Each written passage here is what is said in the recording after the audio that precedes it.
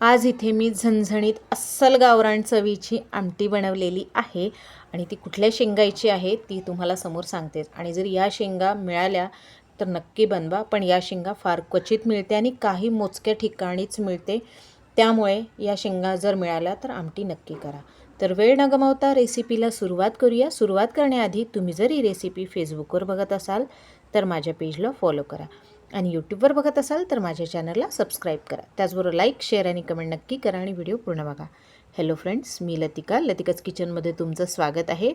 सगळ्यात पहिले इथे मी घेतलेली आहे हे दाणे आहे मुगाच्या शेंगाचे दाणे. फार क्वचित ठिकाणी मुगाच्या शेंगा मिळतात, तर हे मुगाच्या शेंगाचे दाणे आहेत. हिरवे मुगाचे शेंगा असतात, त्याचे दाणे काढून घेतले. ते दाणे घेतलेले आहेत. व्यवस्थित स्वच्छ करून घ्यायचे, काढून घ्यायचे. त्यानंतर याला भाजून घ्यायचे थोडेसे. तर मी तवा घेतलेला आहे, तव्यावर हे दाणे टाकून घेतले. 2 छोटे चमचे तेल टाकलेलं आहे आणि याला छान हलकेसे परतून घ्यायचे, म्हणजे छान असा सुगंध येतो. याचा सुगंध जेव्हा परततो ना, सुगंध अप्रतिम येतो, खूपच छान सुगंध येतो. असेच भाजून यावर थोडंसं मीठ आणि तिखट जर टाकलं आणि तुम्ही हे दाणे असेच जरी खाल्ले ना तरीही एक नंबर चविष्ट लागते, खूपच टेस्टी लागते, एवढे जबरदस्त. तर विचार करा आमटी किती चविष्ट लागत असेल. तर आता हे दाणे छान भाजून झाले, त्याला एका ताटलीत काढून घेतले आहे मी. त्यानंतर याच्यासाठी आता समोरचे साहित्य पण थोडेसे हलके तेल टाकून भाजून घेऊया. त्यासाठी मी घेतलेल्या आहे इथे त्याच तव्यावर लसणाच्या पाकळ्या घेतलेल्या आहे, मिरच्या घेतलेल्या आहे, 5-6 मिरच्या घेतल्या आहेत तोडून. काही करायचं गरज नाही, अगदी झटपट बनते. भरभरं भाजलं, बारीक केलं की फोडणी घातली. पण हे फोडणी घालायची थोडीशी वेगळी पद्धत, म्हणून रेसिपी पूर्ण बघा. तेथे लसूण घातलं, मिरच्या घातल्यात, थोडंसं आलं घातलं. याला पण हलकंसं तेल 2-3 चमचे तेल टाकून परतून घेतलेलं आहे. तेल आता टाकून घेते आहे वरतून आणि मस्त परतून घ्यायचं. आणि हे दाणे आणि हे मिरची, अद्रक, लसूण हे छान मस्तपैकी वाटून घ्यायचं. हवं तर तुम्ही कोथिंबीरसुद्धा सोबत वाटू शकता, पण मी कोथिंबीरीच्या काड्यासोबत टाकल्या होत्या. नंतर मिक्सरच्या पॉटमध्ये त्या वाटून घेतलेल्या आहे. खूप छान चव येते. थोडंसं जिरं घातलं, जिरं टोटली ऑप्शनल आहे, नाही घातलं तरीही चालेल. जिरं पण थोडंसं भाजून घ्यायचं आणि गॅसची फ्लेम बंद करून घ्यायची, म्हणजे त्या तव्याच्या गरम याच्याने जिरं पण मस्त व्यवस्थित भाजून घेते आणि छान सुगंध येतो.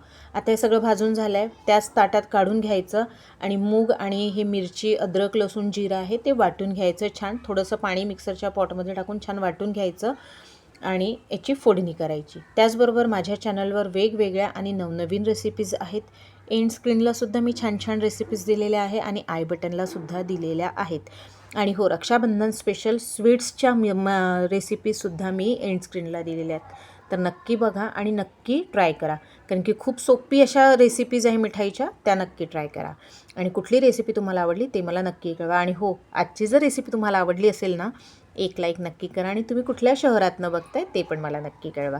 तर आता फोडणीसाठी मी इथे थोडं 1 माप तेल घातलेलं आहे, तुम्ही कमी जास्त तेल करू शकता. त्यानंतर राई घातलेली आहे 1 चमचा, 1 कांदा बारीक चिरून घातलेला आहे. छान तो थोडासा ब्राऊन झाला की त्याच्यानंतर आपण यात टोमॅटो घालून घ्यायचे आहे.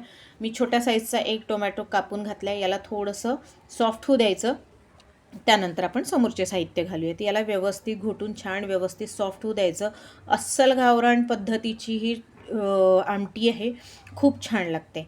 आता जे आपण सारण वाटून घेतलं होतं मिक्सरमध्ये, मूग, अद्रक, लसूण, मिरची, जिरं, ते टाकून द्यायचं पूर्ण आणि मिक्सरच्या पॉटमध्येच पाणी घालून ते पाणीसुद्धा टाकायचं, म्हणजे मिक्सरच्या पॉटला जर काही राहिलेलं असेल सारण ते निघून जातं. तर सारण टाकून पूर्ण मस्त व्यवस्थित मिक्स केलं. आता सुके मसाले इथे यात घालून घेऊया आपण. तर सुक्या मसाल्यामध्ये काही नाही, मोजके 2 साहित्य लागतात, काही जास्तीचे साहित्य लागत नाही आपल्याला. अगदी मोजक्या साहित्यात ही आमटी बनते, पण झणझणीत भाकरीबरोबर, पोळीबरोबर, भाताबरोबर आहा काय मस्त वाटते. अर्धा चमचा इथे हळद घातलेली आहे, चवीपुरतं मीठ घातलेलं आहे आणि याला घोटून घ्यायचं, व्यवस्थित मिक्स करून घ्यायचं. आणि तुम्हाला घट्ट पातळ ज्या हिशोबाने हवी असेल त्या हिशोबाने पाणी घालून घ्यायची आणि मस्त एक उकळी येऊ द्यायची. आणि त्यानंतर वरतून छान कोथिंबीर घालायचा आणि भाकरी, भाताबरोबर आणि पोळीबरोबर, कुठल्याही याच्याबरोबर खा, एक नंबर लागते जेवणाची चव. तसंही कुठलंही गावरान जेवण असो, अगदी साधं असतं पण चवीला फार झणझणीत असतं. तर इथे बघा आता मी पाणी टाकून घेतलेलं आहे. छान मस्त उकळी येऊन राहिलेली आहे हळूहळू. पाणी तुम्ही पातळ घट्ट करू शकता. मला एकदम पातळ पण नको हवी होती आणि एकदम घट्ट पण नाही, त्यामुळे मी मीडियम ठेवली आहे. तर तुम्ही तुमच्या हिशोबाने पातळ, घट्ट, मीडियम असं ठेवू शकता. आता बघा छान मस्त घट्ट झालेली आहे. जसजशी ही शिजते ना तसतशी घट्ट होते.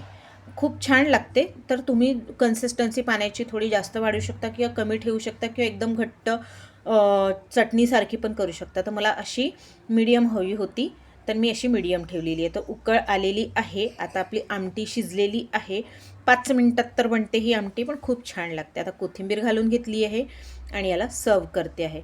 तर मी तर पोळीबरोबर खाणार आहे. पोळी भाताबरोबर याची मजा घेणार आहे. सोबत मी लाल ठेचा पण घेतलेला आहे जेवणात. खूप मस्त अस्सल गावरान जर आमटी बनवलेली आहे तर जेवणाची चवसुद्धा आपल्याला गावरान पाहिजेच. तर भाकरी बनवणार होती, पण भाकरीचं पीठ संपलं होतं त्यामुळे मी चपात्या केल्या. तर कशी वाटली रेसिपी ते मला नक्की कळवा. तर भेटूया पुढच्या रेसिपीत. तोपर्यंत बाय.